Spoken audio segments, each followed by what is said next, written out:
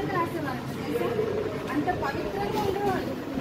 స్నానం చేయకుండా వాళ్ళు దేవుని పేరు రాసుకుండేవాళ్ళు తెలుసా. వాళ్ళకు అంత పరిశుద్ధంగా అంత పవిత్రంగా దేవుడి పదం ఉచ్చరించాలన్నా సరే వాళ్ళు ఆ దేవుడి పేరు పలికినప్పుడు కూడా వాళ్ళు ఇలా బెండ్ చేసి మాట్లాడేవాళ్ళంట. అంత లోబడి ఉండేవాళ్ళు దేవుడికి. ఆయనకి రియాక్షన్ ప్లాస్టిక్ అప్పుడు అన్న పెట్టారు, రీసెంట్ అన్న పెట్టారు, జీసస్ అని ఎవరు కింద మాట మీద రాశారు రాయకండి. తర్వాత ఏంటి ఆ బాక్స్ లో డివైడర్స్ అవన్నీ కూడా తీసుకొస్తున్నారంట చర్చ్. చాలా కంప్లైంట్స్ వస్తున్నాయి మీ మీద. ఏం వింటున్నారు మీరు? అలా చేయకండి. నెక్స్ట్ వచ్చేసి మనకి మందసాన్ని ఏర్పాటు చేసి మందసము ఎక్కడ ఎన్ని ప్రాంతాలు తిరిగినా చెప్పుకున్నప్పుడు 5 పట్టణాలు తిరిగినప్పుడు 5 పట్టణాల దగ్గర కూడా ఫస్ట్ ఫిలిప్పీని తీసుకెళ్ళి ఎక్కడ పెట్టారు? దాగోన్ యొక్క గుడిలో పెట్టారు. ఆ దాగోన్ యొక్క ఆ యొక్క గుడిలో దాగోన్ విగ్రహం ఎలా ఉంటుంది? ఇక్కడ నుంచి మనిషి నుంచి చాప ఆకారంలో ఉంటుంది ఆ విగ్రహం ముందు మందసాన్ని పెట్టేసరికి దేవుడు ఒప్పుకుంటారా? ఎన్నిసార్లు పడిపోయింది, ఎన్నిసార్లు పెట్టినా సరే ఆ యొక్క విగ్రహం అనేది పడిపోతూనే ఉంది. ఆ ప్రాంతానికి మొత్తం కూడా గడ్డల రోగాలు ఎన్ని వచ్చి అనారోగ్యం పాలైపోతుంటే అసలు వాళ్ళు ఎందుకు తీసుకెళ్ళిపోయారు? ఫస్ట్ ఆఫ్ ఆల్ వాళ్ళు ఎందుకు తీసుకెళ్ళిపోయారు? ఇశ్రాయేలు జనాంగము ఏ యుద్ధమైనా సరే ఎక్కడికి వెళ్ళాలన్నా సరే మందసాన్ని ముందు పెట్టుకొని వెళ్ళారు. ఓకేనా? యెహోషువ ఏం చేస్తారు? ఎక్కువ వ్యాపారం ఎన్ని రోజులు తిరిగాడు? 7 రోజులు ఏం పట్టుకొని తిరిగాడు? మందసాన్ని పట్టుకొని వారు ఊరుకు తిరిగారు. 6 రోజులు కూడా ఏం మాట్లాడేది వాళ్ళు. 6 రోజులు కూడా రౌండ్ వేసేసి వెళ్ళిపోయేవారు. 7వ రోజు రౌండ్ వేయడానికి వచ్చినప్పుడు మాత్రం గట్టిగా కేకలు వేశారు. గట్టిగా కేకలు ఎప్పుడైతే వేశారో అప్పుడు ఎరుకో ప్రాంతాల వాళ్ళు యుద్ధము చేయలేదు, ఏమి చేయలేదు.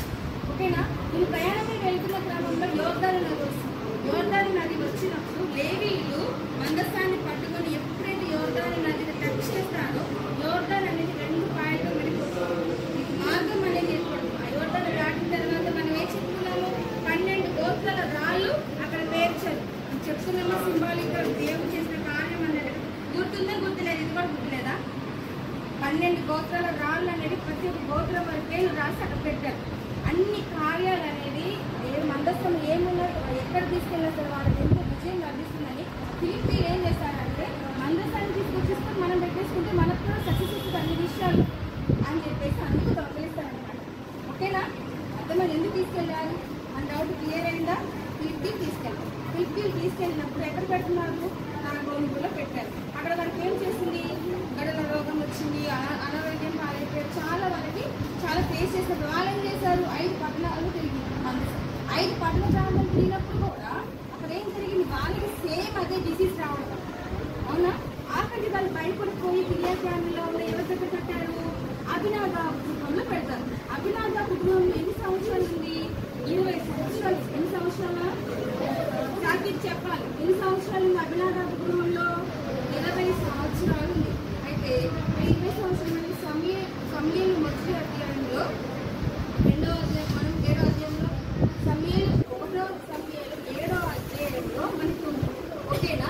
అక్కడ తర్వాత నుంచి మనకి మొత్తం అంతా సౌలు గురించి మొత్తం ఉందా? దావీదు గారు మొత్తం ఉందా? దావీదు గారి దగ్గర మొత్తం వచ్చేసిన తర్వాత మనకి ఎప్పుడైతే సౌలు యొక్క కుమారుడు కూడా చనిపోతారు అప్పుడు ఇశ్రాయేలీయులు ఏం చేస్తారు? ఎందుకే మన యొక్క రాజుగా ఉండాలని చెప్పేసి నియమించుకుంటాన్ని తీసుకురావాలని అనుకుంటారు. మందసాన్ని తీసుకుని వచ్చినప్పుడు ఏం జరుగుతుందంటే మందసాన్ని ఎవరు మోయాలని చెప్పారు?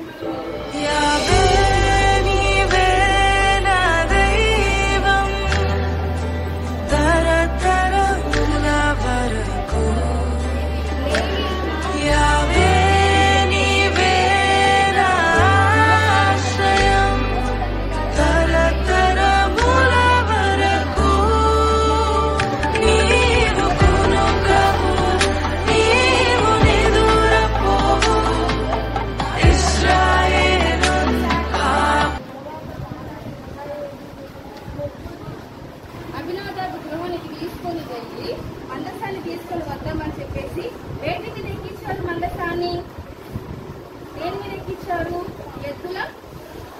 ఎద్దుల బండి మీద ఎక్కించారు. ఎద్దుల బండి మీద ఎక్కించినప్పుడు అక్కడ కింద వస్తువులు ఇస్తున్నారు. 3 అప్యోనకు ఆ కొత్త బండి తోలుతున్నారు అనమాట. ఎక్కించలేదు కదా? ఎక్కించిన తర్వాత ఎవరెవరు తోలుతున్నారు? అభినాదాబ్ కుమారులు తోలుతున్నారు.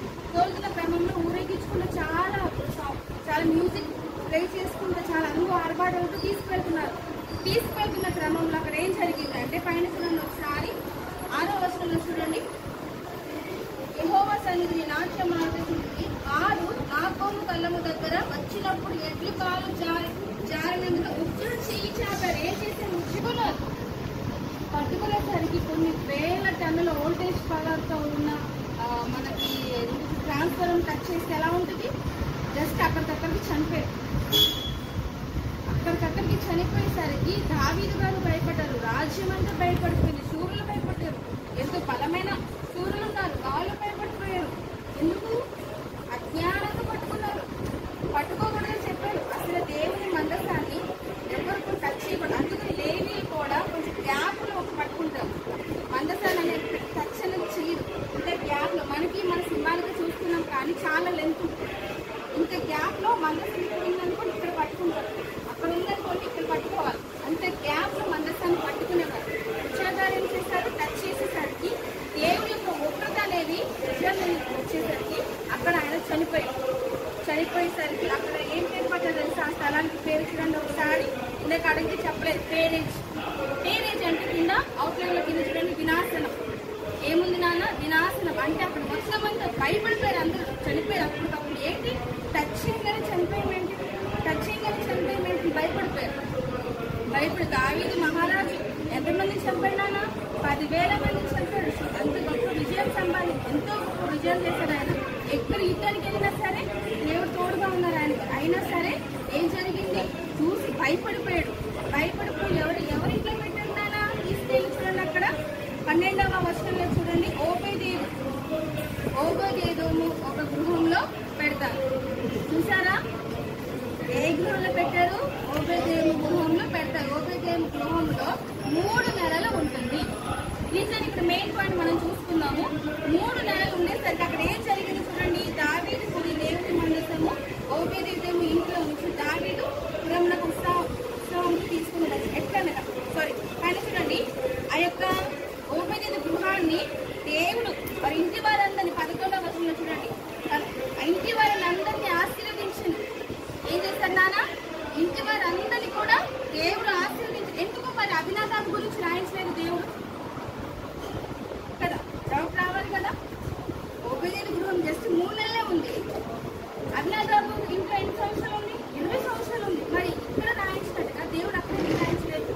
వాళ్ళు జస్ట్ మందసమును ఒక వస్తువులాగే చూశారు. ఓబేదేదోము ఏం చేశాడు? చాలా పవిత్రంగా దేవుని యొక్క మందసం, దేవుని యొక్క వస్తువులు అందులో ఉన్నాయి. దేవుడు రాయించిన ఆజ్ఞలు ఉన్నాయి. అహరోను చేతికర్ర ఉంది, మన్న పాత్ర ఉంది. చాలా ఒబీడియంట్ గా చాలా ప్రార్థన పూర్వకంగా ఆయన ఆ యొక్క మందసాన్ని ఆయన చూశారు. ప్రార్థన చేసుకునేవారు. ఎంత అంటే ఆయన ఏమంటారు? చాలా జెన్యూన్ గా దేవుని చాలా ప్రేమతో పరిశుద్ధంగా. అర్థమవుతున్న 20 సంవత్సరాలు అభినాదాబు గృహంలో ఉంటే ఉద్యోగాలు అజ్ఞానంగా పట్టుకోరు కదా. అది నార్మల్ ఒక వస్తువులాగే వెళ్ళిపోయి ఒక వస్తువు పడిపోతుంది అన్నట్టుగా వెళ్ళిపోయి టచ్ చేశారు. కానీ వీళ్ళేం చేశారు? చాలా పవిత్రంగా చూశారు. ఓబేదేదోము కుటుంబం వారందరూ ఆశీర్వదింపబడ్డారంటే అవునా? ఎంత పవిత్రంగా ఆయన ఉంచుకుంటే అంత ఆశీర్వదించబడ్డారు. అభినాదాబు దగ్గర 20 సంవత్సరాలు ఉన్నా ఏ లాభం? తన కొడుకు మరణించారు. అజ్ఞానంగా పట్టుకున్నందుకు ఆయన కుమారుడు మరణించారు. కానీ ఓబేదేదోము కుటుంబంలో వారి తరతరాలను కూడా దేవుడు ఆశీర్వదించారు. అర్థమైందా? మీకు డౌట్ రావాలి. 20 సంవత్సరాలు ఈయన దగ్గర ఉన్నట్టు టీచర్ ఈయనకు ఆశీర్వదింపబడలేదు. 3 నెలలే ఉన్న ఈయన కుటుంబం ఎంత ఆశీర్వదింపబడింది? దీన్ని బట్టి మనం కూడా క్యాలిక్యులేట్ చేసుకుంటాం. మనము క్రైస్తవులుగా ఎన్ని సంవత్సరాలు ఉన్నా సరే దేవుడు మనలో లేకపోతే మనం వేస్ట్. దేవుని మనం నమ్మి విశ్వసించకపోతే మనం వేస్ట్. నువ్వు కొత్తగా రక్షణ పొందుకొని, కొత్తగా ఏసీని తెలుసుకొని, కొత్తగా నువ్వు దేవుళ్ళు పవిత్రంగా ఉండి, పవిత్రంగా దేవుడి నిబంధనలు పాటించుకుంటూ ఏసీ ఏం చెప్పారు, ఆయన ఎందుకు వచ్చారు, ఆయన మనకి లోకానికి ఎందుకు వచ్చారో ఇలాంటివంతా పవిత్రంగా మీకు ఒక్కరోజున్నా సరే దేవుడిని ఆశీర్వదిస్తాడు. అభినాదాబును ఓబేదేదోమును గుర్తు పెట్టుకోండి. మీరు అభినాదాబులాగా మీరుంటున్నారా? ఓబేదేదోములాగా మీరుంటున్నారా? ఎలా ఉంటున్నాం మనం? ఈయన 3 నెలలకి బ్లెస్ చేయబట్టాడు. ఇది 20 సంవత్సరాలు వస్తుంది. పుట్టిన దగ్గర నుంచి క్రైస్తవులుగా ఉంటే మనం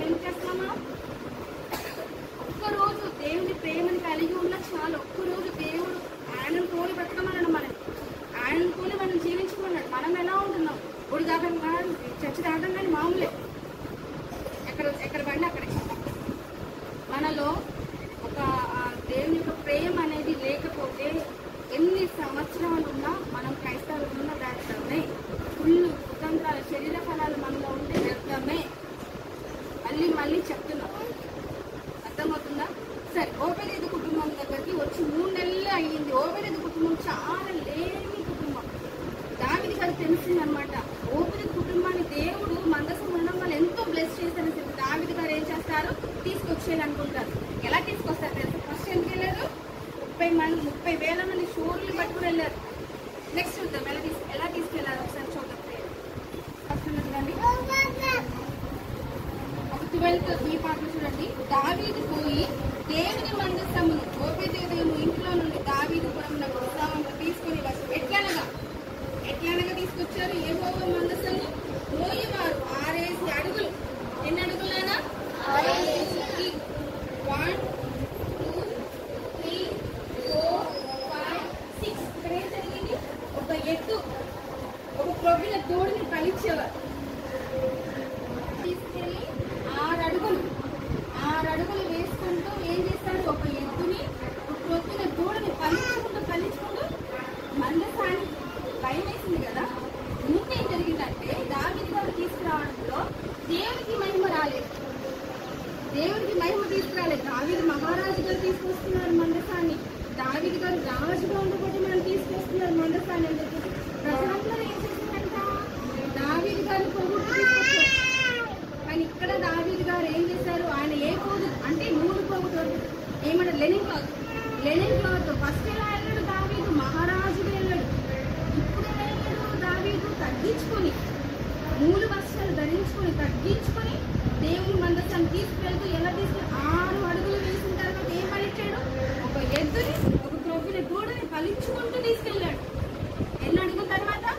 1 2 3 4 5 6. అంత గ్యాప్ లో మందసం ఉంటే ఇక్కడ ఏం జరిగింది?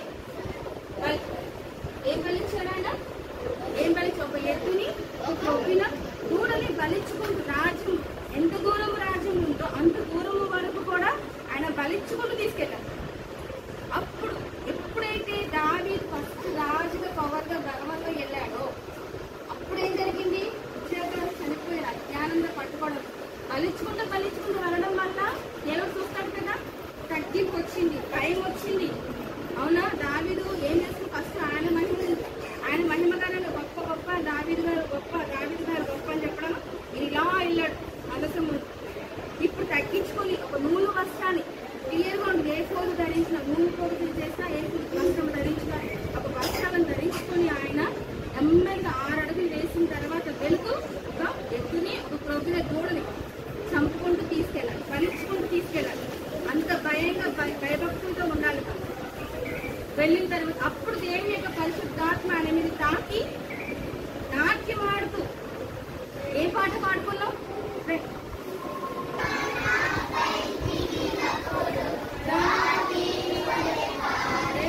గట్టిగా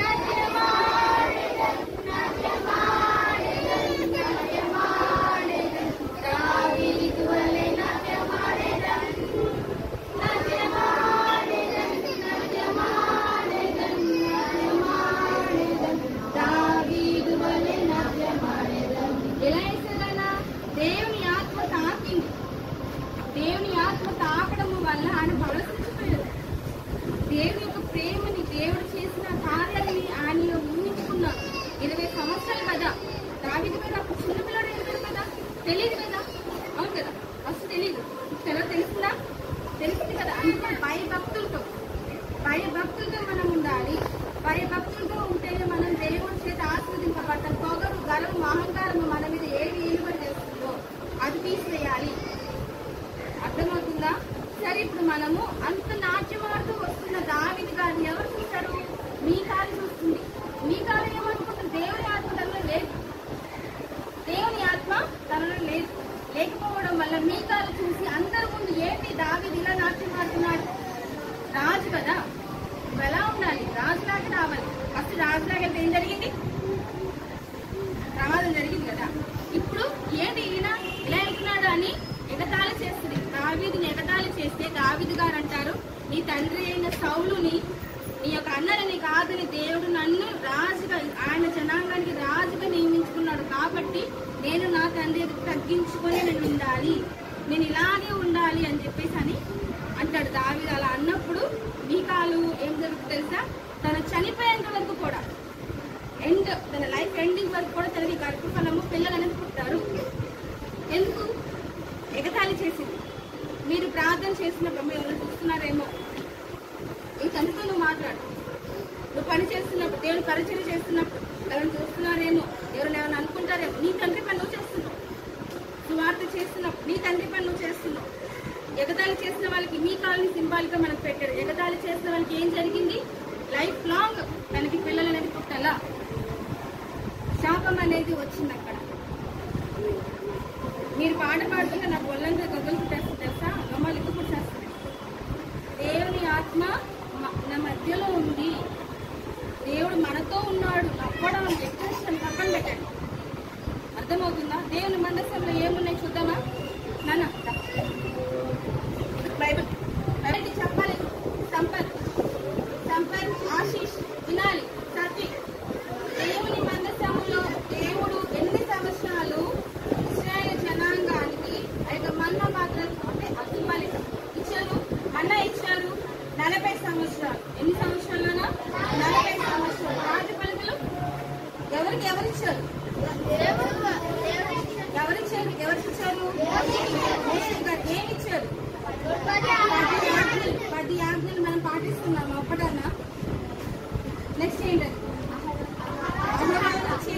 అహరోను చేతికర్రకి బాదము, చిగురించిన బాదము పళ్ళు ఎలా వచ్చాయి?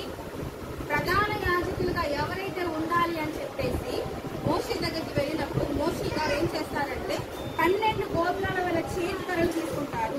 12 గోత్రాల వాళ్ళ చేతికర్రలు తీసుకొని ఒక పాత్రలో దేవుని మందిరంలో పెడతారు. దేవుని మందిరంలో పెట్టిన తర్వాత కొన్ని రోజులు అయిన తర్వాత ఎవరి యొక్క కర్రైతే చిగురిస్తుందో ఆ చిగురించిన వాళ్ళే దేవుని మందిరంలో ప్రధాన యాజకులుగా ఉంటారు అని చెప్పేసి మోషే గారు చెప్తారు. దేవుడు చెప్పిస్తారు, మోషే గారు చెప్తారు.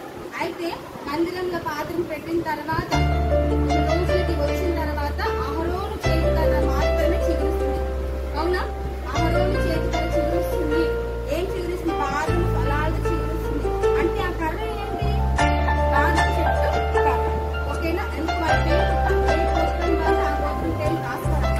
ఓకేనా? అర్థమైనా? అహరోను చేతికర్ర చిగురుస్తుంది కాబట్టి అహరోను యొక్క కుటుంబం మాత్రమే దేవుని యొక్క సన్నిధిలో పరిచయం చేస్తారు. దేవుని యొక్క ప్రధాన యాజకులుగాను పరిచయం చేస్తారని చెప్పేసి ఆ రోజు మోషే గారు చెప్తారు. ఓకేనా? అర్థమైన అహరోను చేతికర్ర ఎందుకు చిగురించింది, అక్కడ ఏం జరిగింది కూడా మీకు చెప్పాను. మనకి రాతి పలకలు సీనాయి పర్వతం మీద ఎవరిచ్చారు? దేవుడు మోషేకి ఇచ్చారు. మోషేకి ఇచ్చిన 10 ఆజ్ఞలు, 2 రాతి పలకలు. ఓకేనా? నెక్స్ట్ ఆ మన్నా పాత్ర 40 సంవత్సరాలలో నేను దాని గురించి చూసినప్పుడు మన్నా నన్ను చిన్నగా కొత్తిమీర గింజలాగా చిన్నగా ఉంటుంది అంట. దాన్ని కింద పట్టి మట్టి అవ్వకుండా మంచుతో ప్యాక్ చేసి కిందకి పంపించేవారంట దేవుడు. తెలుసా? వైట్ గా చూపిస్తుంది మనకి ఎక్కడైనా సరే. ఆ మంచుదంతా కవర్ చేసి వీళ్ళకి శ్రేష్టమైన ఆహారం ఇచ్చి అది తిన్న తర్వాత వాళ్ళకి ఆకలి కాదంట. తెలుసా? చిన్న గింజతో ఆకలి తీరుతుందా? వాళ్ళ రొట్టె ఆ యొక్క గింజల్ని పొడి చేసుకుని రొట్టెలు చేసుకుని తినేవాళ్ళు. దేవుడు ఎంత శ్రేష్టమైన ఇచ్చారు. ఆయన ఎలాగైతే పరిశుద్ధంగా ఉండాలనుకుంటారో ఆయన ఇచ్చేది కూడా అంత శ్రేష్టంగాను పరిశుద్ధంగానే ఉంటుంది. ఎలా ప్యాక్ చేశారైనా దేవుడు కింద పడేయచ్చు కదా. మట్టి అయిపోతే అమ్మ నా పిల్లలకి ఇలాంటిది నేను ఇస్తానా, నేనేం చేశారైనా చక్కగా మంచిగా ప్యాక్ చేశారు. మన్నా గింజలు కింది పంపించారు. ఉదయకాలం పడినంట మన్నా. ఉదయకాలం పడిన మన్నాను తీసుకుని వెళ్ళిపోవచ్చు. ఏ రోజు ఆ రోజే మళ్ళీ ఫ్రెష్గా రేపు మొత్తం వచ్చేదంట.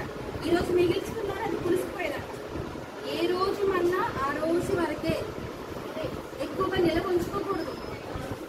ఏ రోజు ప్రార్థన ఆ రోజు ఏం చేశాను